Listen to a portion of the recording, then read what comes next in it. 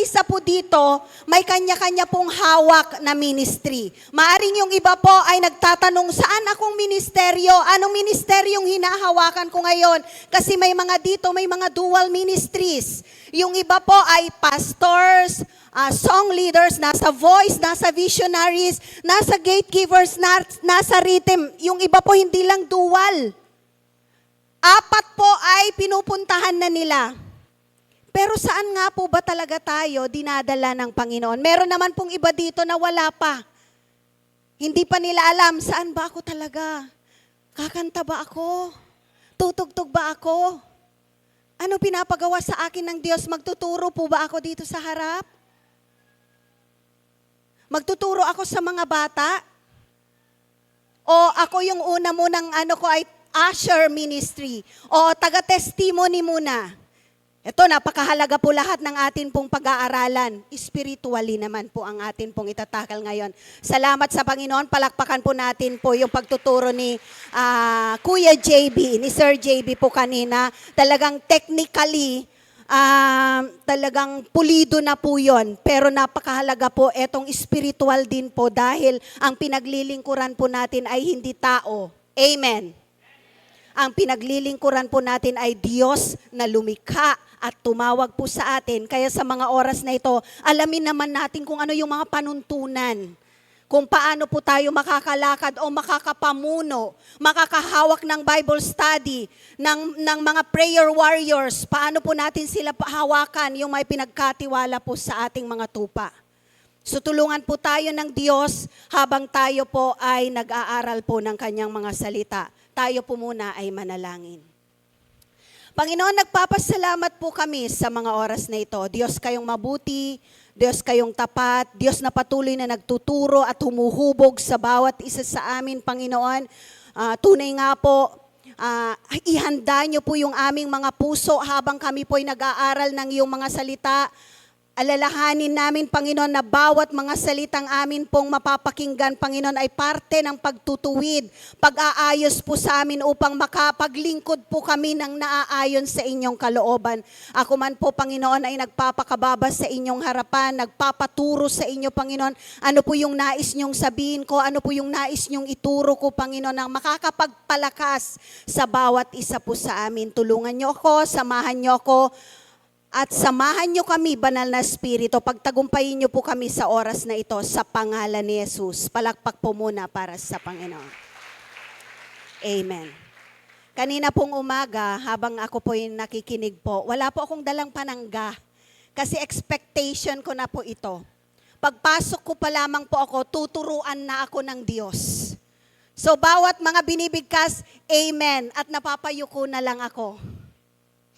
Kasi may mga itinuro ng Panginoon kanina na talaga namang kailangan na ma-improve. Magkaroon po ng level na talagang ang gusto ng Diyos, ang panuntunan ng Diyos, ang nais ng Diyos, ang masunod po sa buhay po natin. So ngayon po, wag po kayo magdala ng panangga. Hayaan po natin na tamaan tayo ng Panginoon. Hayaan po natin na turuan tayo ng Panginoon. At every time na meron po tayong napapakinggan na talaga namang tatama sa atin po, aray lang tayo, pero magpahubog tayo sa Diyos. So ano yung mga prinsipyo, ano yung mga tuntunin na dapat pong makita po natin o characteristics, mga ugali, mga asal na dapat po meron ang isang mananampalatayang namumuno, manggagawang namumuno na. Ano po yung mga prinsipyo? Meron po akong inilagay dyan na Exodus chapter 33 verse 7 to 19 pero uunti-untiin po natin dahil napakahalaga po yung key verse po na yan. Una po, dapat meron po tayong servant leader's heart. Ulitin ko po. Kung gusto po nating maging totoo at maayos na halimbawa sa ating pamumuno, dapat meron po tayong servant leader's heart o leadership heart. Isa sa mga napakahalagang panuntunan o prinsipyo na dapat meron tayo bilang mga manggagawa ng Panginoon.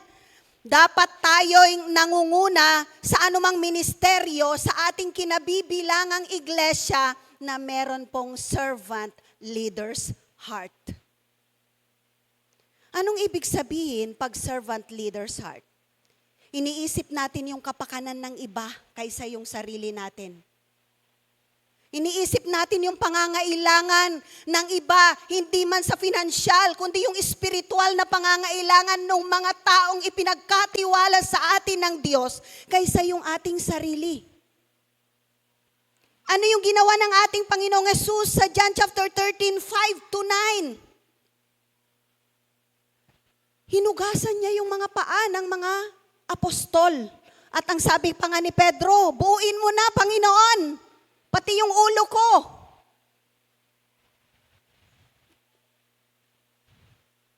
Kapag meron po tayong servant leader's heart, dapat po willing po tayo na gawin yung mga trabaho na kahit hindi ka nais-nais, hindi ko kaya. Sa tingin natin hindi ko kaya pero kailangan mong gawin para sa ikaluluhati ng kanyang pangalan. Willing po tayo, magkaroon po tayo ng willing heart sa pagsunod po sa Panginoon. Kung ano yung inutos ng pastor, kung ito yung kalooban ng Diyos, willing po tayo. Kahit minsan magque-question tayo, Lord, hindi ko kaya to pero tulungan mo ako dahil ito yung pinapagawa ng pastor, naniniwala ako, ito yung gusto mong mangyari sa buhay ko.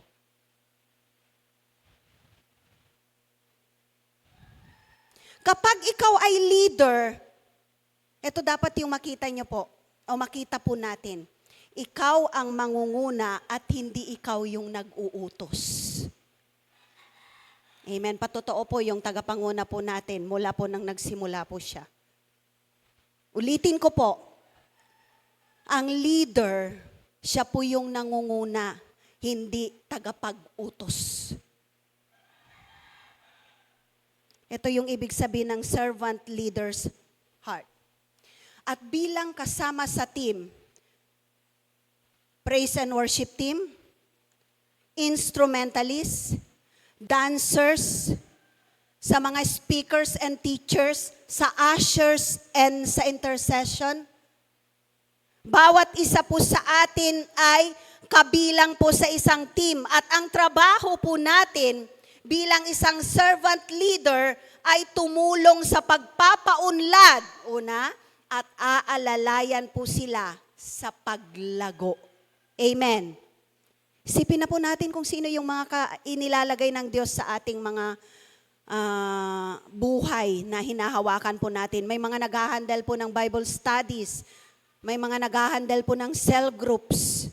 At etong mga individual po na ito ay tinitingnan po tayo. Dapat tayo po yung nangunguna. Dapat tayo po yung nagiging halimbawa. Para nang sa gayon po, susunod po sila sa iyo. Hanggang sa dumating sa panahon na sila naman po ay magtuturo sa iba. Tulungan po tayo ng Diyos. At kung meron po tayong servant leader's heart, hindi po pwedeng mawala po itong pangalawa. Humility. Mapagpakumbabang puso. Amen. Pangalawa po itong prinsipyo na dapat taglayin po ng Christian leaders. Magkaroon po tayo ng humble heart. A humble leader recognizes o kinikilala po ng isang humble leader na lahat ng kanyang ginawa o nagagawa na mabubuting bagay ay galing sa Diyos at sa Diyos po ibibigay ang papuri. Amen. Maraming pagkakataon po ba sa buhay niyo po na every time na ginagamit kayo ng Panginoon sa pag-awit, sa pagtugtog, sa pagsasalita, may nagsabi na po sa inyo na ang ganda naman ng ginawa ng Diyos sa buhay nyo? Pastor, ang ganda po ng pananalita ng Diyos, na bless po ako. Ano po yung sinasagot po natin? Ano yung sinasagot po natin?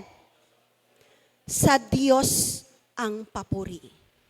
Kapag meron po tayong mababang puso o mapagpakumbabang puso, Kinikilala natin lahat ng ginagawa natin. Yung pagtayo ko po dito, yung pagtugtog nyo, yung pag-awit nyo, lahat ng ginagawa po natin, gaano man kaganda ang boses natin o kagaling nating manalita, kung aangkinin natin yung karangalan, wala pong silbi. Kailangan po ang karangalan ay sa Diyos. Amen. Palakpak po muna para sa Kanya. Ang Diyos ay mabuti po sa atin. Tinuturuan po tayo. Spiritually, ano yung mga magiging character po natin? Dahil hindi sapat. Yung technical, tinuturuan na po tayo eh. Pero kailangan din pong meron po tayong mga karakter na makikita ng mga taong nasa labas na merong kaibahan sa isang worldly leader at Christian leaders. Kapag ka meron kang humble heart, bukas ka sa pagtutuwid. Katulad ng sinabi kanina ni Sir JB, transparent ka. Alam mo na meron kang kakulangan, may personal limitation ka. Bukas ka sa correction. Na pag sinabi, Pastora, may mga pagkakataon na sabi na sa akin ni Sir JB to nung mga panahon na one time siya pa po yung nagtetek at sinabi niya, Pastora, mas maganda yata itong sasabihin na ganito. Nagte-thank you ako sa mga ganito pong pagkakataon kasi yung karunungan na ibinibigay po sa mga text ay talaga namang hindi po matutularan dahil ibinibigyan sila ng karunungan na nanggagaling po sa Panginoon. Kaya naman bukas ka sa pagtutuwid. Malinaw sa kaisipan mo, meron kang limitasyon. Dahil hindi ka perpekto, alam mong laging may room for improvement. Amen. There is always room for improvement para sa mga mananampalataya.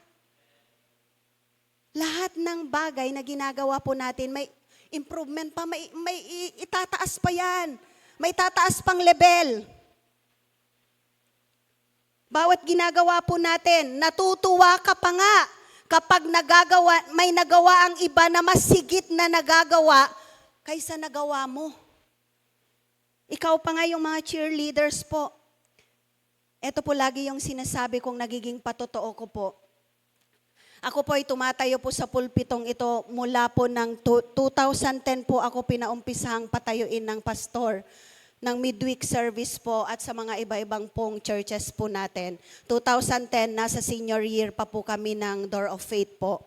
At every time po na tumatayo po ako, mas nanasa po ako na makarinig po ng mga iba pa pong preaching. At nung mga nagpipreach po yung mga bata, yung mga kabataan po natin na talagang nahasa po sa paglilingkod po dito sa PCLC Main, grabe po, mas parang blessed po ako na merong ibang ibinibigay sa akin ng Diyos na revelasyon na nanggagaling po sa Panginoon, na ang mga ginagawang alulod po yung mga kabataan. Natututo po ako. Maraming pagkakataon natututo po ako. Kaya naman kailangan po matuwa po tayo. Kasi may mga tinuturuan po natin. For example na lang, may isang kabataan po dito na inumpisahang turuan ng Pastora Ilona hanggang kasama po ako.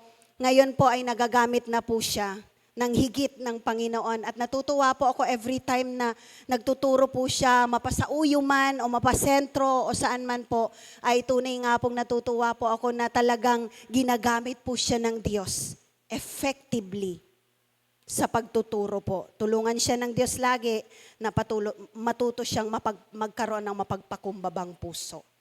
So humility, pangalawa pong character na dapat meron po tayo. Pangatlo po, integrity.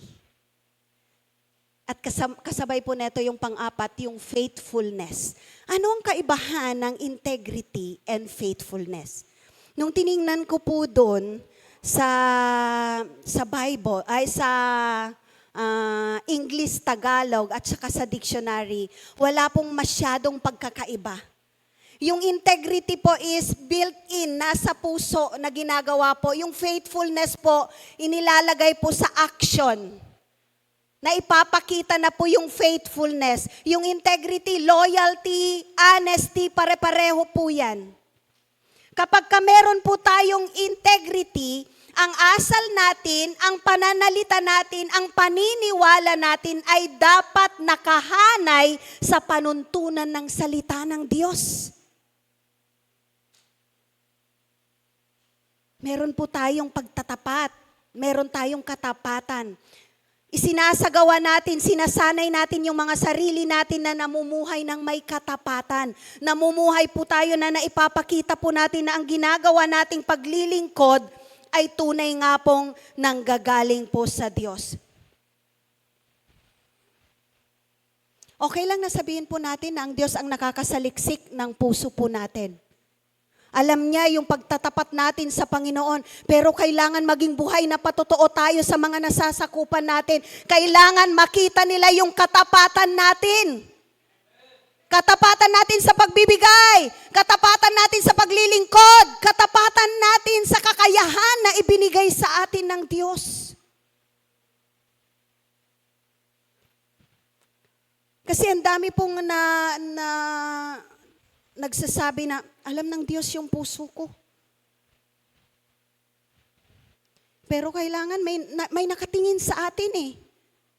May nakatingin sa atin na mga batang mananampalataya. Yung mga nagpapasimula pa lang. Yung bagong tanggap pa lang. Tinitingnan po tayo at gusto nilang makita yung katapatan po sa ating buhay through our actions, sa pamamagitan po ng ating mga gawa. Kaya ang sabi po sa faithfulness, a faithful leader is a follower of the word. Word, salita ng Diyos. Tagasunod ni Kristo. Tagasunod ng ating Panginoong Hesus.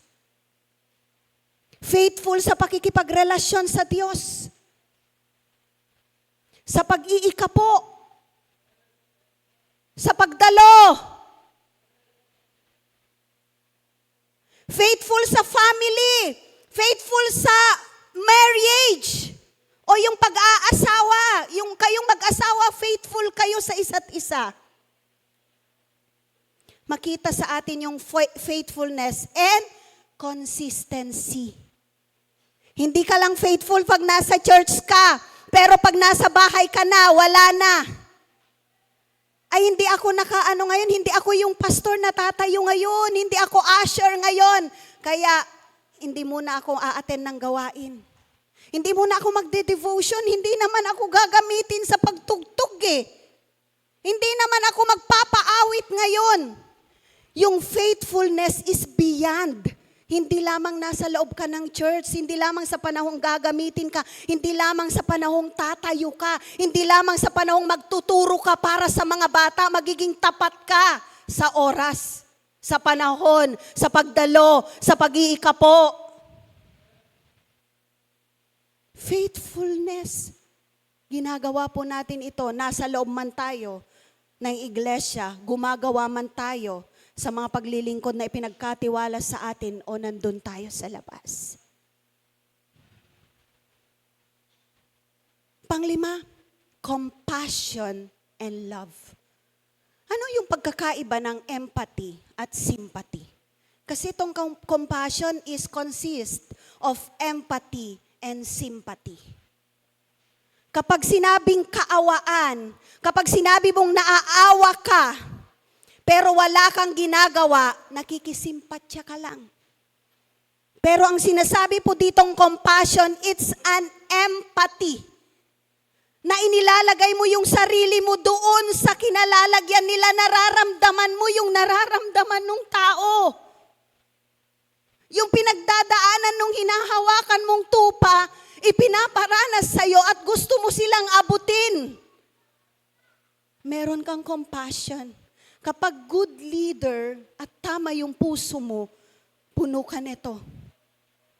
Kaya nga yung iba kahit wala nang maisubo, makapagbigay pa. Kaya yung tinuro po ng Pastor Gabs, yung kahit yung babaeng balo, kahit yung mga taga-Macedonians, wala na sila out of their poverty. Nakapagbibigay po sila. Compassion and love. Ipinapakita po ito. It's an action word. Ipinapakita at ipinadadama ang karakter ng ating Panginoong Hesus. Inaabot po natin yung pinangungunahan po natin. Maliliit na bagay po yan. Hindi naman kwene-question ng Diyos yun eh. Ang kwene-question ng Diyos kung tama yung motibo ng puso mo. Ang tao lang ang magkwe-question, nagbigay ka ng 50 pesos kasi yun na lang yung makukuha mo. Yung tao sa 50 pesos lang. Pero yung Diyos, alam ng Diyos yung motibo ng puso mo. Last money mo na to. Marami pa, yung mga leaders po, na kahit tulog na, kumakatok, pastor, kailangan ko ng panalangin. Nagme-message pa. Hindi pwedeng hindi ka gumising kasi kailangan. Dahil meron kang hindi lang responsibilidad, kundi pribilehyo na maglingkod sa kanila. Pati yung mga manggagawa, hindi natin pwedeng sabihin, si pastor lang, punta tayo kay pastor. No. Kapag ikaw ang nilapitan, ikaw yung taong gagamitin ng Diyos. Amen. Kapag sa'yo lumapit yung tao, wag mo nang sabihin, punta tayo kay pastor. Ikaw ang gusto ng Diyos na gamitin eh. Dapat meron po tayong compassion and love. Wala po itong level ng paglilingkod. Treasurer lang ako. Punta kayo kay press. Vice lang ako, kay press ka na lang. Hindi po, walang level po ito. Kung ikaw yung gustong gamitin ng Diyos, magtapat ka kapatid sa paglilingkod mo at pangunguna. Cultivate compassion and love. Cultivate and reflect Christ's teachings in your interaction. Nililinang po natin. Yung pagtuturo ng Panginoon, ipinapakita natin, itinuturo din natin sa kanila. Yung mga turo ng Panginoon. Kapag meron po tayong pag-ibig sa ating mga hinahayuan at pinangungunahan, hindi lang tayo bigay ng bigay. Kailangan ituro natin sa kanila yung totoong paglilingkod, totoong pag-abot, totoong pag-ibig at kaawaan. Kasi darating yung panahon, hindi sila dependent lang sa'yo, sila rin po ay magtuturo. Pang-anim, panuntunan o principle ng isang Christian leader, dapat meron po tayong grateful heart. Mapagpasalamat na puso. Si Haring David sa Psalms 103 verses 1 and 2, pinasalamatan niya ang Diyos sa lahat ng kanyang mga gawa. At anumang pagsubok na pinagdadaanan po natin, kailangan pong utusan natin yung ating mga kaluluwa na magpasalamat sa Diyos. Isa sa mga characters ng isang worship leader, katulad ng sinabi ng Sir JB kanina, kailangan makita yung masayang mukha, yung may kagalakang puso, yung kapayapaan sa ating mga puso. At pag dumating yung panahon na may mga pagsubok, hindi natin kayang mag-isa, anong gagawin natin, Panginoon? Inuutusan ko ang aking kaluluwa na magpuri sa iyo. Utusan natin yung ating mga kaluluwa. Kailangan makapagpasalamat tayo lagi. Maraming pagkakataon, hindi naman smooth yung lakad natin bilang mga mananampalataya. Maraming mga pagsubok, maraming mga pagbagsak, maraming mga banta, maraming laban tayong kinakaharap. Pero ano po yung gusto ng Diyos sa atin? Magkaroon tayo ng mapagpasalamat na puso. Nang sa gayon mapangunahan natin, hindi tayo pwedeng umaawit lang na parang walang buhay. Dahil kung ine-expect natin yung mga tao na sasayaw, yung mga pumapasok dito na sasayaw, magtataas ng kamay, kung ikaw mismo ay hindi makita sa mukha mo. Yung kasiyahan, yung kagalakan, yung pagpapasalamat, hindi tayo makapagbigkas. Ano po yung mangyayari sa atin? Grateful heart is practicing thankfulness for God's grace and blessing. Ito ay sinasabuhay po natin yung pagpapasalamat sa lahat ng pagpapala at kagandahang loob na ibinibigay po ng Panginoon sa atin at kinikilala natin na ang lahat ng pagpapalang ito ay nanggagaling sa Diyos. Amen. Anong laman ng bulsa mo? Galing yan sa Diyos. Anong laman ng wallet mo? Galing yan sa Diyos. Ano man yung mga ability, yung mga talents na ibinibigay ng Diyos sa atin, pagsayaw, galing yan sa Diyos. Karapat-dapat siyang mapasalamatan. Dapat, lagi po tayong nagkakaroon ng testimony ng pasasalamat. Ito na po yung katulad ng sinabi ng tagapagturo po kanina. Napipilit pa natin Wala ba dito? Wala ba dyan? Mamaya po yung role po ng dagdag ko lamang po sa itinuro ni Sir JB kanina. Ituturo ko po kung ano po yung dapat po nating gawin, mga service leaders. Grateful heart have an attitude of appreciation. Na-appreciate po natin yung mga bagay na ibinibigay po sa atin ng Diyos. Gaano man kaliit o gaano man kalaki. Makapagpasalamat tayo sa Panginoon. At habang tinitingnan po tayo, nagpapasalamat din yung mga taong nakapaligid po sa atin. Dahil nakikita nila na yung kanila pong namumuno sa kanila ay mapagpasalamat po ang kanyang puso. Palakpakan po natin ang Panginoon.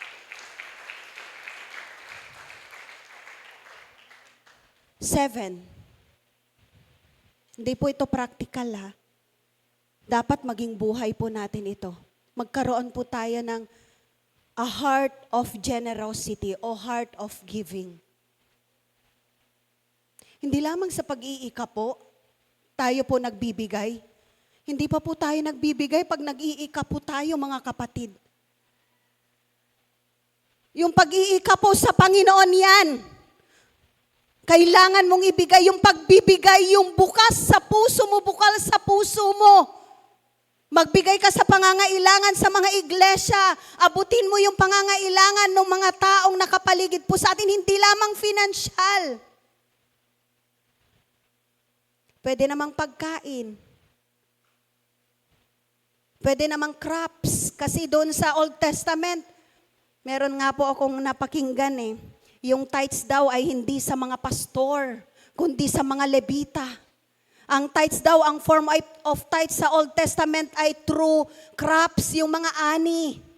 Kaya hindi dapat binibigyan yung mga pastor. Dapat daw sa mga Levita lang. Sabi ko, Lord, sino ba yung mga frontliners? Ano bang pagtuturo ang itinuturo po ng mga taong ito?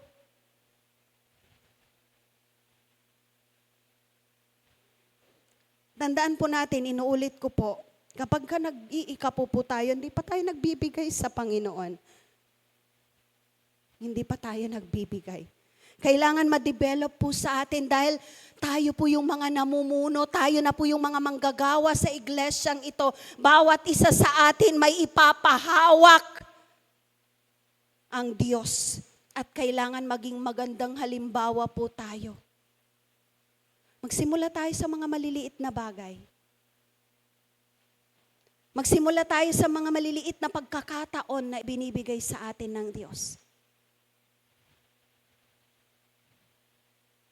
Ito po yung pang-7. Magkaroon po tayo ng heart of giving. At hindi lamang po ito salita. Kailangan nakikita po ito sa gawa. Nung mga panahon na hindi ko pa po, wala po kasi akong trabaho ng mga panahon na yun Pero itinuro din po sa akin ng Diyos na wala kang maibigay financial, kailangan mong itiklop yung tuhod mo. Kailangan mo silang abutin, puntahan, ipanalangin. Kailangan mo silang bahaginan ng salita ng Diyos na makakapagpalakas sa kanila. Nahihiya po akong mag-share ng giving kasi wala po akong financial maliban po sa akin pong allowance dito po sa church.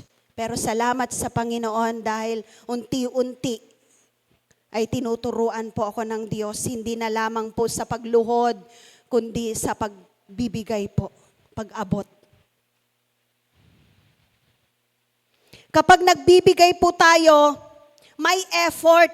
Kapag nagbibigay po tayo, visible. Kapag nagbibigay po tayo, yung time natin, yung tenga natin, yung kamay natin, hindi lamang po yung kamay, pati yung tenga natin.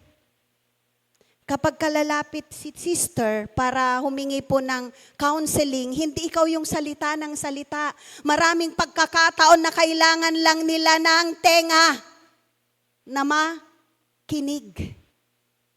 Pag nasabi na nila yung mga rants nila, tapos na. Kailangan meron din po tayong time. May mga pagkakataon po. Tutuwa po ako sa isang pastora, hindi ko na po sasabihin ang pangalan, na ang pangalan niya ay Pastora Becky. Kahapon po, meron po kaming usapan na mag-uusap-usap, pero inilagay ng Diyos siya sa isang lugar na kailangan siya. Kailangan ng tenga. Kailangan ng time. Kaya yung usapan, next time na, ay panahon pa naman. Alam niyo po, may mga ganitong pagkakataon po na kahit meron ka ng dapat na pupuntahan, may nakahanda ng oras para sa isang bagay, pero kailangan ng mga tao yung presensya mo. Yung presensya mo lang. Giving po yun.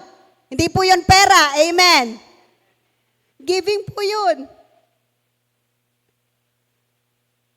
Yung oras mo lang. Pagbibigay na po yun. Kaya wag nating sabihin, wala akong pera. Hindi pera ang lahat ng kailangan ng tao. Pero kailangan din po natin ng kamay para sa gawain ng Panginoon. So makita natin yung 7 prinsipyo na dapat pong makita o character na dapat po meron tayo. Servant's leader's heart. Meron po tayong pangalawa po ay humility. Yung pangatlo po ay integrity. Pang-apat po ay faithfulness. Yung pang-5, compassion and love. Yung pang-6 po, grateful heart. At yung pang-7 naman po ay dapat meron po tayo netong giving. Meron po tayo dapat. So how to lead effectively? Ito na po yung pangalawa. Paano po tayo mamuno o manguna ng epektibo sa mga taong nasasakupan natin? Una, ito yung laging sinasabi kanina ng Sir JB, ang ituturo ko, dapat meron po tayong spiritual preparation. Kailangan meron po makultivate yung puso natin para sa Panginoon. Malinang po ito sa paanong paraan. Kailangan magbabad po tayo sa salita at sa presensya ng Diyos. Hanapin po natin ang banal na presensya ng Panginoon sa ating buhay. Paano tayo makakapagkaroon ng successful o yung victorious na pangunguna kung sakalang tayo magpe-pray, pagtatayo na tayo, sakalat tayo magre-repaso, pagka tayo na yung tatayo, tayo na yung magsasalita, tayo na yung tutugtog, wala tayong proper preparation. Yung internal natin.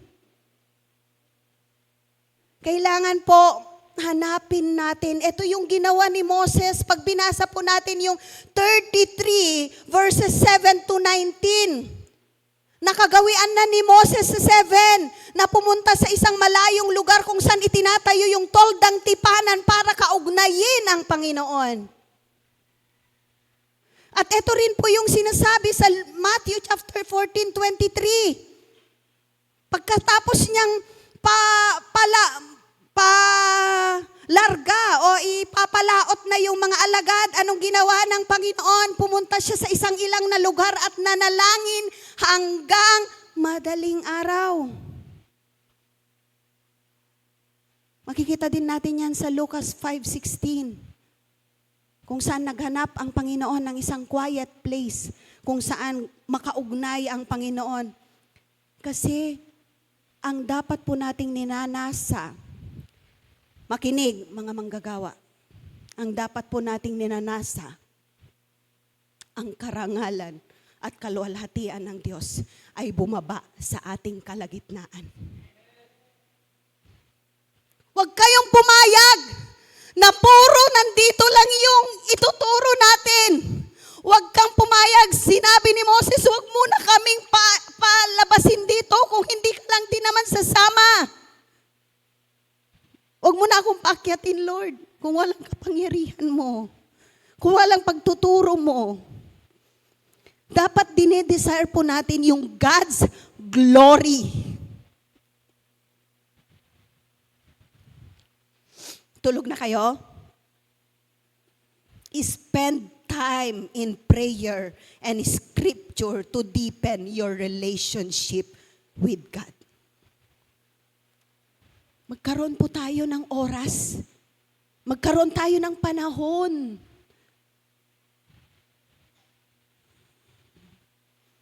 Hindi lang tayo a-attend sa gawain dahil gusto nating matuto sa gitara, matuto sa drums, matuto sa mga instruments. Magkaroon po tayo ng deeper relationship with God. At eto po, note po natin, tamaan na ang tamaan kasama ako. Huwag kang magbigay na sa Panginoon ng tira-tira mo. Tira-tirang oras. Tira-tirang panahon. Tira-tirang lakas. Guilty tayo dito minsan eh. Na ibibigay natin tira-tirang lakas na lang. Yung laging sinasabi ng mga pastor na pag matutulog ka, amen na lang. Paggising, amen pa rin. Kasi pagod ka na maghapon. Kaya nga nagpapasalamat po ako sa Diyos na dito po kami nakatira sa loob dahil may morning prayer. Dahil binibigyan ako ng pagkakataon na gumising. Ito yung mga panahon na wala pang umaagaw sa'yo. May mga pagkakataon nga nagmamadali ka na.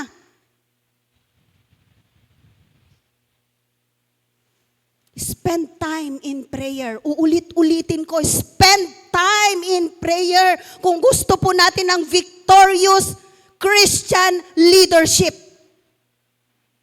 Ano mang ministry na meron ka, men, women, children's, yung kids ministry, youth ministry, o ikaw ay pastor na nangangalaga ng mga iglesia.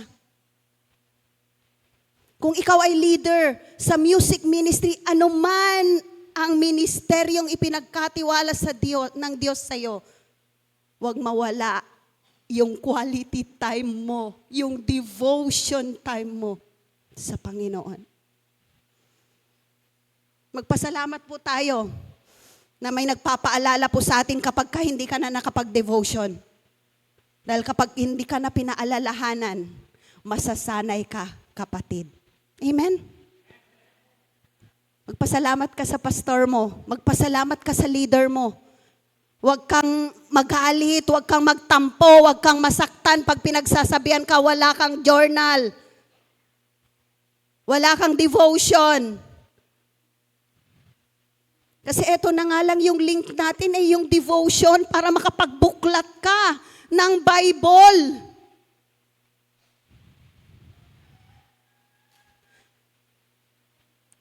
Gagamitin ka o hindi ka gagamitin, laging may spiritual preparation ka araw-araw, kapatid.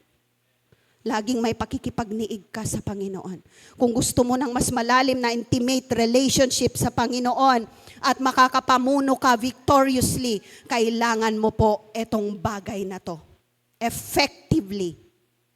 Pangalawa, model a way. Maging tamang halimbawa po tayo sa pananalita, sa pagkilos, kahit wala tayo sa gawain, sa asal po natin, sa pananamit. Paulit-ulit po kanina. Natuwa po ako. One step higher yung level. Sabi ko, kailangan ko ring medyo mahaba-haba kasi syempre mamaya yung electric fan po. Basta every time na tumatayo po ako dito, kailangan mahaba po lagi yung aking damit. Kasi yung electric fan, hindi natin alam, baka mamaya ay ililipad-lipad. So kailangan medyo mas mahaba at medyo hindi nakikita yung aking kilikili. So sabi nga, sa pananamit, paano ba tayo manapit di bilang mga mananampalataya? Lalong-lalo na tayong mga leaders. Lalong-lalo na tayong mga workers. Sa Deuteronomy 22 verse 5, tingnan po natin Deuteronomy 22:5, hindi dapat magsuot ng kasuotang panlalaki ang mga babae o ang mga lalaki ng kasuotang pambabae dahil kinasusuklaman, ulitin ko, kinasusuklaman ng Panginoon ng inyong Diyos ang gumagawa neto. So napaka-legalistic mo naman, Pastora. Ate Pepot, napaka-radical mo naman. Yung mga mega church nga nakapantalon, ano ba to? Naka-coat lang, tapos maong. Pwede naman. Pero hindi kasi tayo ganun Sumusunod tayo sa panuntunan ng salita ng Diyos. Mula noon, ito na yung debate. Mula noon, ito na yung ginagawa nila. Pwede bang yung slacks na lang? Marami pang Marami pang sinasabi. Pwede naman yung slacks. Pero gusto ko po lagi pong ipapaintindi po sa inyo na kapag ang puso po natin ay naglilingkod sa Panginoon, yung the best na outfit ang ibibigay natin sa Kanya. Amen? Kaya kung may nag-question po kung bakit inilagay po ng presidente po na kailangan maayos na damit, mahabang damit. Kahit pagpupunta po ako sa Laguna, mahahaba po yung damit ko. Bahala na kung mabasa yan pagka umulan. Ang importante po ay hindi makita po yung aking mga paa po. So tulungan po tayo ng Diyos na maging halimbawa po tayo sa tamang pananamit. Ang generation po kasi ngayon gumagawa na ng paraan para hindi tayo manamit. Okay na yung gumagawa na sila yung pantalon na parang slacks, yung anong pangalan nito, yung baggy na mga damit, palda. Pero sunod pa rin po tayo sa kung ano po yung itinuturo sa ating pananamit sa loob ng iglesia. Huwag nating hayaang mapintasan po tayo sa ating mga pananamit, mga kapatid. Mapintasan ang Panginoon na pinaglilingkuran natin kung paano po tayo manamit. So ito po sa tamang pananamit po habang tayo po yung ginagamit. Habang tayo po ay tumatayo sa likod ng pulpito, habang tayo po ay nasa instruments, habang tayo po ay nagkakamay, kumakamay sa mga pumapasok, dapat makita po yung tamang pananamit sa atin. It's a reflection of our faith in God. Pangatlo pong paraan para makapag-lead po tayo o makapamumuno effectively. 3, communicate a clear vision. Kailangan yung vision ng isang ministry ay malinaw. Ito po'y naka-align sa salita ng Diyos, naka-align sa panuntunan ng ating Panginoon. Yung plano po natin ay according to God's plan in our ministries. Kailangan i-communicate po natin ito, ipanalangin natin ng maigi, i-communicate natin sa leadership. Kapag may nag-agree po, lalong-lalo na po yung mga leaders, yung mga pastors, ito po ay nakaayon sa panuntunan ng Panginoon. Develop others. Kailangan magpasa po tayo, ipasa natin yung mga kakayahan natin. Huwag nating hayaan na madala natin.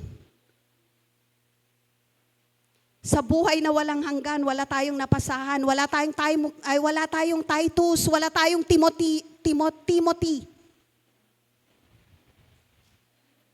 Magbigay tayo ng oras para lumago yung mga kapwa natin mananampalataya bilang leader, kailangan meron po tayong mentoring, discipling, meron po tayong pagtulong para ma-develop po o malinang o umunlad po ang kanila pong paglilingkod sa Panginoon. Amen? Palakpakan po natin ang Panginoon. Hindi lamang po yung mga talento o kung anong meron po tayo ay para sa sarili natin. Dapat maipasa po natin ito. Matuwa ka kapatid, kung yung tinuturuan mo ay mas higit yung pagkagamit sa'yo. Matuwa ka kapatid kapag yung tinuruan mo sa keyboard ay mas higit yung pagkagamit sa'yo. Isa sa mga bagay na dapat po natin itong makita, yung ma-develop po natin, yung mga kakayahan, ma-push natin sila, ma-encourage po natin sila na maglingkod, na hakbangan ang panawagan ng Diyos sa kanilang mga buhay. I-motivate natin sila at tulungan sila na sila rin po ay makapagpalakas, sila rin po ay makapagturo, sila rin po ay makalakad na naglilingkod sa Panginoon. Panglima, embrace self-sacrifice. Yakapin po natin yung sakripisyo, yung handa nating isakripisyo ang sarili nating kaligayahan at mga layunin para sa isang mas malaking layon ng Diyos sa ministeryong hinahawakan mo.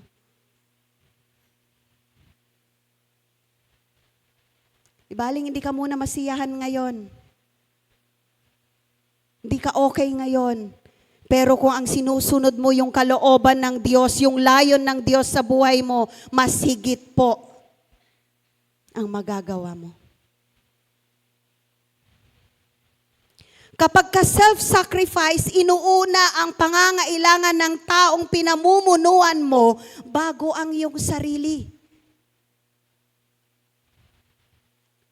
Dapat ito po yung maging laman ng ating puso para makapamuno po tayo effectively bilang mga worship leader, ministry leaders, pastors, instruments, sa leadership, sa dancing. Magkaroon po tayo ng mas clear goal na naaayon sa kalooban ng Diyos. Pangatlo po, part technical po tayo. Sa worship leader po tayo. Marami na pong nasabi kanina ang Sir JB, pero ito po dadagdag ko lamang po spiritually na mga technicals na dapat po nating magawa sa how to lead. Bilang worship leader, song leader, singspiration, ito po yung dapat po nating maging unang goal o role, layon po natin sa ating mga buhay bilang mga namumuno. Exalting God's name. Ang maparangalan, mataas, maluwalhati ang pangalan ng Panginoon habang tayo po ay nagli-lead ng praise and worship team. Ang role po natin ay hindi baguhin ang puso ng mga tao. Ang role po natin is to magnify God in the midst of our praises. Kailangan maipataas natin ang Panginoon, maparangalan natin ang Diyos. Hindi natin kayang baguhin ang mga taong nakapaligid sa atin.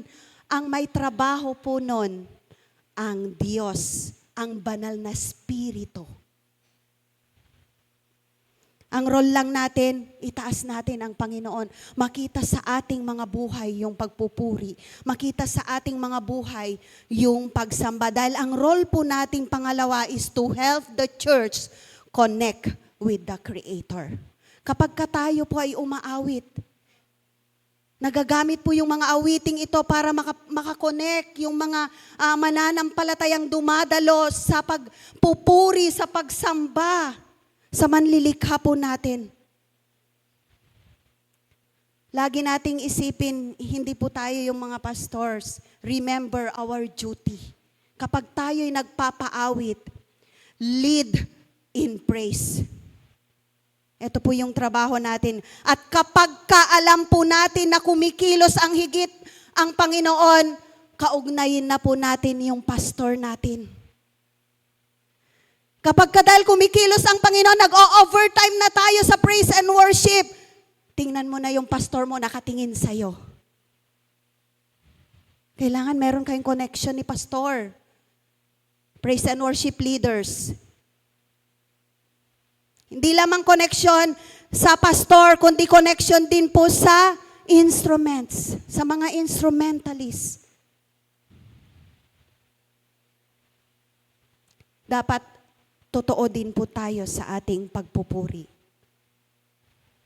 Totoo yung relasyon natin. Kaya inuna po natin yung intimacy. Kailangan magkaroon tayo ng proper at malalim na ugnayan sa Panginoon. Hindi ito ugnayan ng isang oras lang. Kapag katatayo ka na, saka ka lang mananalangin, Panginoon, biyayaan mo ako. Hindi po.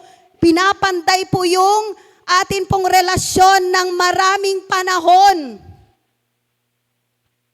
Habang prepare mo pa lang yung musical, yung mga kakantahin mo, nagpe-pray ka na. Lord, ano yung kailangan ko pong ipaawit?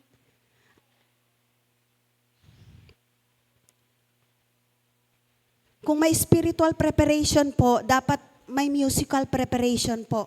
Pray for the songs, hindi basta kung ano lang yung kaya mo.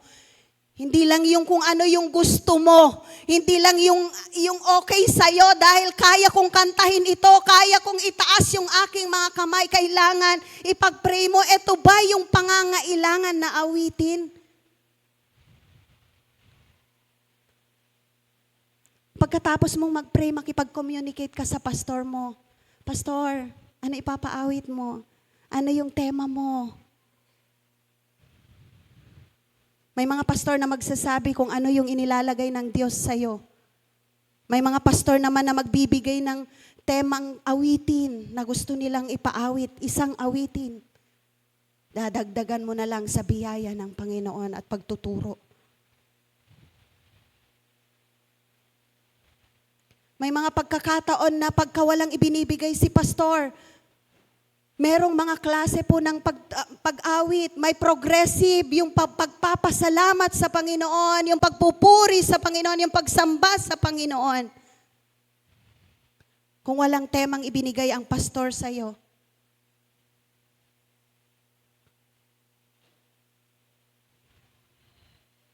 Know your congregation. Hindi sila yung pinalulugaran mo, kaya ka umaawit.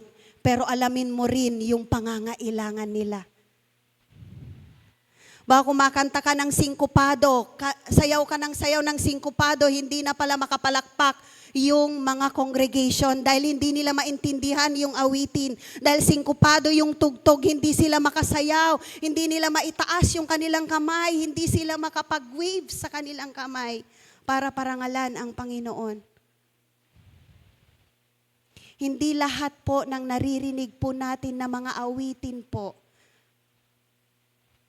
sa Spotify, sa Christian worship, sa internet, ay pwede pong ipasok sa loob po ng church para yon ang gamitin natin sa praise and worship. Hindi lahat. Kailangan tingnan din natin ano yung pinatutunguhan ng awitin na to. Kaya ako sinasabi lagi, natingnan natin lagi ang pastor, step down if necessary. Kapag kakailangan na, paakyatin mo na yung pastor kasi yung worship leader na gagamitin po sa bawat pagtayo natin, Sundays, midweeks o anumang mga gawain, ang pinaka-worship leader po ay yung pastor mo. Kaya kailangan may eye contact kayo ni pastor.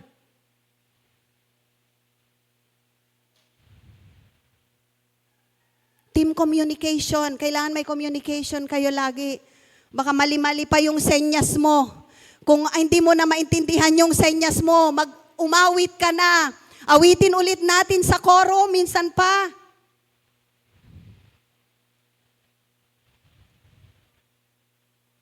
Tech preparation. Sabihin din natin yung ating aawitin doon sa tech kasi may mga pagkakataon na yung awitin pare-pareho po. Nakakita na po kayo ng mga awitin na pare-pareho ang pamagat? Ito yung sinabi mong pamagat, kay buti ng Diyos. Iba yung kay buti ng Diyos na naisulat ni Tek. Kailangan makipag-coordinate ka rin sa technical nang sa gayon maisulat niya, mai-type niya. Kasi marami pong mga awitin. May mga pagkakataon nga po na ako po'y umaawit, natawa ako sa aking sarili. Kasi ang awitin po pala ay, ang pamagat ay all in all. Ang inilagay ko pong awitin, natawa po ako, you are my strength when I am weak. Dumating po ako sa punto, nung nag-aano na po ko Lunes, pinag-aaralan ko na, pinapanalangin ko na yung kanta, hinahanap ko. Buti na lang, kapag ka nag-type ka naman talaga doon, lalabas naman yung awitin. Pero natawa ako sa sarili ko, ang pamagat, all in all. Di po ba? Kaya, minsan yung mga tech, pasensya nyo na po kami. May mga pagkakataon, sabihin nyo na lang, Pastora, Ate Pepot, Ninang, hindi ko hindi ko alam, sabihin nyo na lang para hanapin ko. May mga pagkakataon pong ganon. Team communication and technical preparation, napakahalaga po ito mga kapatid. Focus on God with the goal of giving all praise and glory to Him. Amen. Focus every time na ikaw ay mangunguna. Sa bawat ministry na tinatayuan mo, focus on God with the goal of giving all praise and glory to God. Hindi lamang sa pag-awit, hindi lamang sa pagtayo. Dito, bilang speaker, kundi sa bawat pagpalo mo, sa bawat pagsipra mo, sa bawat pagsayaw mo, sa bawat pangunguna mo sa mga ministeryong pinagkatiwala sa iyo ng Diyos, focus on giving glory to God. Focus lang po. Tuon lang po natin. Hindi sa talento mo o kagalingan, ang Diyos ang maluwalhati sa buhay mo. Palakpakan po natin ang Diyos. Hindi yung talento mo, hindi yung kagalingan mo, ang Diyos. Tandaan po natin, ang Diyos. Sa mga speakers po, konti lang po sa speakers, sermon preparation. Pray for God's Word. May mga pagkakataon na sabi kanina ng Sir JB, thematic po tayo. Pero may mga pagkakataon na sabihin lang ng pastor, Christian living tayo ngayon. Ngayong buwan na to, Christian living, 2 buwan na po kami nagki-Christian living. Ang tanging ginagawa po namin, manalangin po kami. Kapag kamalapit na kami, nagpe-pray kami, tapos natutuwa kami, yung amin pong pinagpe-pray, yun yung ipipreach ng midweek. Sabi ko, Lord, hindi sa akin yun. Hindi ako ang gagamitin mo sa verse na to. Pray for God's Word at ang Diyos naman ang magbibigay po sa atin ng sagana. Study Scripture deeply. Kailangan bawat sasambitin natin na mga Scripture o yung mga salita ng Diyos ay alam po natin. Hindi man natin kabisado, pero alam natin kung saan natin hahanapin. At yung pangatlo po, mga pastor, napakahalaga po to. Sa preaching po, kailangan may outline din po tayo. Maliban na lang kung inilalagay po tayo sa on the spot na evangelistic preaching. Na talagang hindi na kailangan yung outline, talagang pinapasalita ka na ng Panginoon patungkol sa kaligtasan, patungkol sa pag-ibig ng Diyos, patungkol sa pagsisisi. Kapag dumating yung tamang panahon na yon, hayaan mo na yung outline na yan. Pero habang binibigyan ka ng pagkakataon na nanalangin ka, nag-aaral ka, use outline. Kasi hindi ka mawawala doon. Minsan, kapag kasi wala kang outline, napapasegue ka, napapalayo ka na. Wala na, hindi iba na yung prinipreach mo. Oops, ang tagal bago mo makabalik sa tamang daan ng preaching. Para sa kapwa ko mga manggagawa at mga tumatayo sa likod ng pulpitong ito, kailangan po natin, meron po ito. Content and delivery. Make it personal and relatable. Yung maintindihan ng mga taong nakikinig. Kaya nga, know your congregation. Alamin natin yung congregation natin. Use stories and illustrations. Pwede po, may mga pastors na magagaling sa illustrations. Ako po, hindi ganon kagaling. Stories. May mga pagkakataon na yung buhay po natin, yung mga nangyari sa atin nung nakaraang taon, nung nakaraang linggo, pwedeng maging patotoo. Dahil yun yung laman ng preaching mo. Wag lang yung story ng ibang tao na nandyan sa harap mo. Chismis na yon. Use stories and illustration. Connect to daily life. Kailangan lagi may application, personal application. Kapag ka nagtuturo po tayo, kailangan laging may application para sa pang-araw-araw po nating buhay. Paano po natin gagamitin ang salita ng Diyos sa araw na ito? Ano yung gustong sabihin sa atin sa araw na ito? Speak from the heart. Ito isang bagay na dapat po natin, maliban sa pananalangin po, kailangan po, pag nagsalita po tayo galing sa ating puso.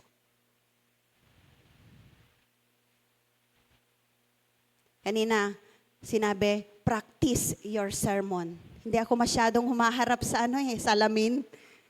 Binabasa-basa ko lang yung sermon ko, nahihiya ako mismong humarap sa salamin. Hindi ako humaharap sa salamin, ako po yung lingkod ng Diyos na nahihiya kasi ako. Kahit yung mga preaching ko po, matagal muna bago ko pakinggan kasi nahihiya akong pakinggan yung preaching ko mismo. Pero salamat po dahil tinuturuan tayo ng Diyos.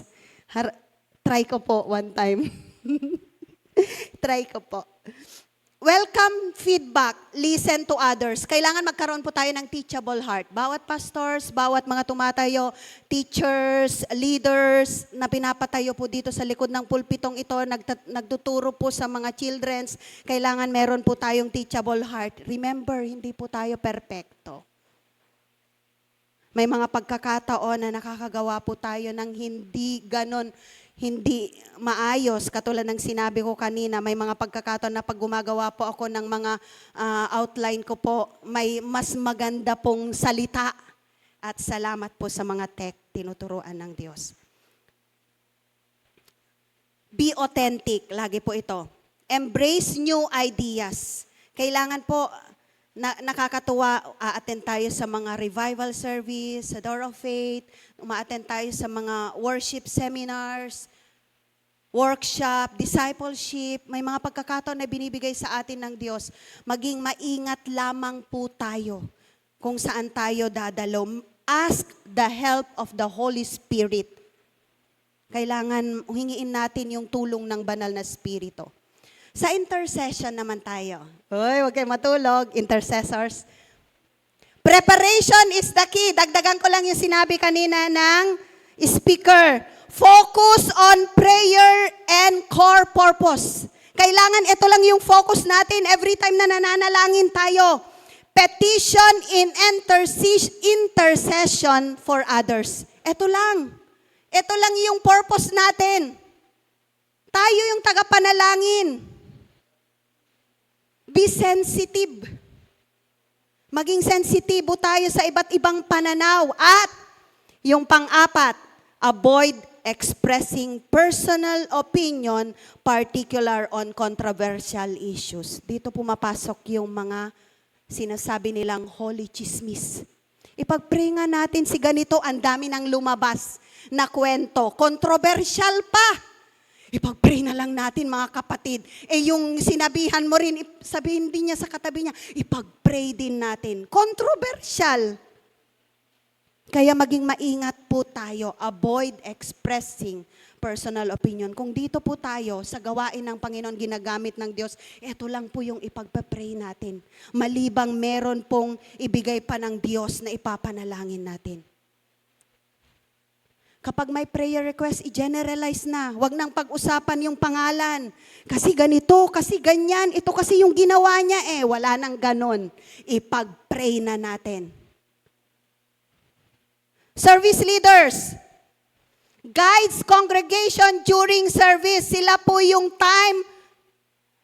yung bahala sa time management. Sila yung kumokontrol ng oras pero hindi nila ibinabox naman yung oras. Service leader, hindi mo okupado yung gawain. Nakada pagtayo mo ay marami kang sasabihin. Kapag magpuri. Kapag manalangin. Kapag scripture reading. Hindi mo na trabaho pa na sabihin kung ano ang ibig sabihin ng scripture reading.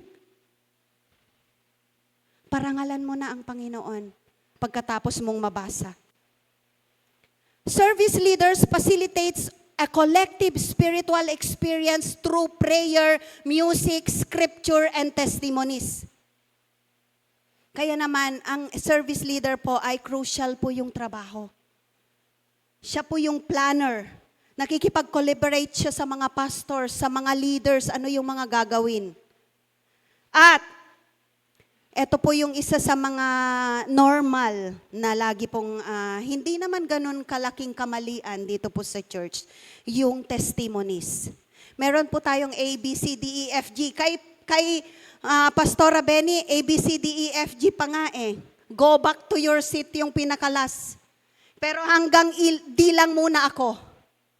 A, B, C, D of testimonies. Kasi minsan nagiging 10 minutes yung testimony eh. Paulit-ulit lang. Ito yung mga normal, hindi ganun kaano po, pero kailangan po nating mapagtuunan ng pansin. Dahil tayo po, service leaders, tayo yung kumokontrol yung oras natin. Dapat 8 minutes nga lang yung ano natin eh. Tapos after 8 minutes, yung praise and worship na, patotoo. Konti lang yung patotoo, 3 lang. 2 minutes lang, 6 minutes lang yun o 4 minutes. ABCs of testimonies. A, authentic. Kailangan totoo.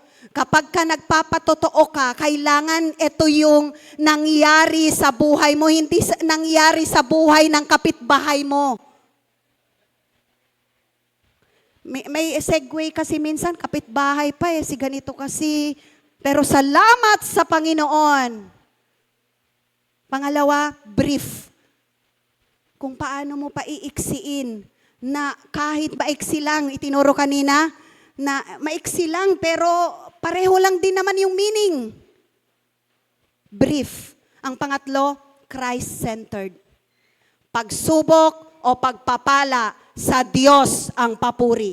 Palakpak po para sa Kanya. Kailangan ang Diyos lagi ang maparangalan. Kahit sa preaching po, mga kapatid, kahit sa praise and worship po, laging si Kristo ang maparangalan sa buhay po natin. Pang-apat, testimoniers, yung mga nagte-testimony. Do not preach. Hindi mo trabaho yon, kapatid. Ang trabaho mo, palakasin sila sa pamamagitan ng patotoo. Kung umaray kayo, aray din ako. Makipag-arayan tayo. Pag nag-testimony ka, huwag kang mag-preach. Gagawin na yun ni pastor kasi may inilagay ang Diyos na salita ng Panginoon sa araw na ito na hindi ikaw yung gagamitin. Ang trabaho mo, i-encourage sila dahil nakapagtagumpay ka sa isang buong linggo. Ulitin ko po, ito po yung pakiusap ko sa mga service leaders. Kapag ka wala nang meron ba dito? Walang ganon. Meron ba dito? O sa kanan naman. Sa kaliwa naman, wag nang ganon.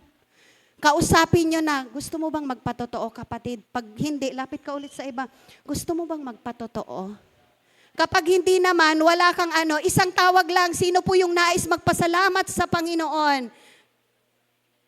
Ako po. Walang magpapasalamat, ako po.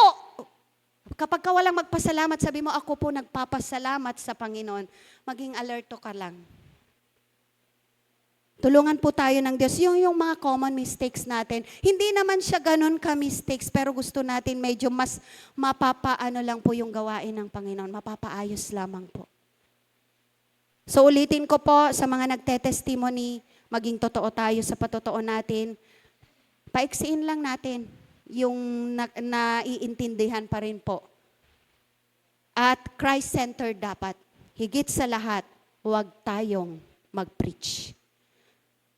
Sa mga ushers, nasabi na po kanina, kailangan lamang po makita yung kagalakan sa ating mga puso. Hindi ibig sabihin na ushers po tayo, hindi tayo nag-preparation spiritually. At ushers, usher team, Huwag niyong hayaan na mabakante po yung inyong, anong pangalan nito? Lugar. Kung dalawa yung usher, kapag ka medyo may call of nature si isa, huwag mong iwan isa. Kailangan meron laging magkakamay. Kasi yung pagpapala, totoo po, una, manggagaling sa'yo. Kakamayan ka pa lang. Mararamdaman na nila yung kagalakan kung may kagalakan ang puso mo. Ulitin ko po, huwag niyo pong iwanan yung pwesto niyo kung saan kayo inilalagay ng Diyos. Lahat po ito, sa bawat ministry po na atin pong kinabibilangan, tulungan po tayo ng Diyos na pagtapatan po natin ang ating paglilingkod. Mapangunahan po natin yung mainilagay po sa atin ng Panginoon. May babasahin lamang po ako sa huli pong slides ko po. Basahin ko po yung 33 ni Moses. Ito po yung dapat po. Meron akong tanong kanina, di po ba? Ano yung tanong ko po kanina? Ano ang hindi pwedeng mawala sa buhay natin habang tayo po'y namumuno at naglilingkod sa Panginoon? Ano ang hindi pwedeng mawala sa buhay natin? Basahin ko po. Sinabi ni Moses sa kanya, 33:15-19, kung hindi po nyo kami sasamahan, wag nyo na lang po kaming paalisin sa lugar na ito. Dahil paano po malalaman ng iba na nalulugod kayo sa akin at sa inyong mga mamamayan kung hindi nyo kami sasamahan? At paano po nila malalaman na espesyal kaming mga mamamayan kaysa ibang mamamayan sa mundo? Ito po yung dapat po natin lagi. Hindi pwedeng mawala ang pagsama ng banal na Espiritu. Mawala na ang lahat. Pero yung pamumuno mo kung hindi ka sasamahan ng Diyos, balewala lahat ng ginagawa mo. Dito pa po sa 19, sumagot ang ating Panginoon sa 17, gagawin ko ang pinakikiusap mo dahil nalulugod ako sa iyo, kilalang kilala kita. Taas pa natin, Nak. Ipakita, dito na po, sabi ni Moses ulit, pangalawa, ipakita nyo, 18, ipakita po nyo sa akin ngayon ang makapangyarihang presensya nyo. Show me your glory, Lord. Habang tumatayo po tayo sa likod ng pulpitong ito, nagpapaawit, tumutugtog, nangunguna sa ating mga ministry, nangunguna sa church natin, lagi nating hilingin, kung hindi tayo sasamahan ng Panginoon, huwag na. Kung wala yung kapangyarihan ng Panginoon, huwag na. It's a bold request na talaga namang kinalugdan ng Panginoon. Kasi totoo yung puso ni Moses. Pangalawa, Lord, show me your glory. Show me your glory. Sino yung nagnanasa sa mga oras na ito? Marami pa po tayong maituturo yung atin pong tagapagsalita mamaya na maranasan po natin yung glory ng Panginoon. Maranasan po natin yung makapangyarihang presensya ng Diyos. Sino po yung nagnanais? Palakpakan po natin ang Panginoon. Maraming salamat po sa Diyos. Sa Kanya po ang papuri. Tayo po'y manalangin. Panginoon, sa aming pamumuno, ito ang hindi pwedeng mawala sa amin, O Diyos. Ang pagsama niyo, banal na Espiritu, at ang iyong dakila at makapangyarihang presensya nasasama po sa amin. Tulungan niyo kami, samahan niyo kami. Marami pa po kayong ituturo, Panginoon. Magkaroon lamang po kami ng teachable heart. Magkaroon lamang po kami ng pusong marunong magpatuwid sa inyo, Panginoon, dahil hinuhubog nyo kami bilang mga manggagawa nyo, bilang mga leaders nyo, O Diyos. Salamat po, Panginoon. Samahan nyo pa po kami at patuloy na magpakahayag-hayag kayo sa aming mga buhay. Sa pangalan ni Jesus, palakpak po para sa kayo.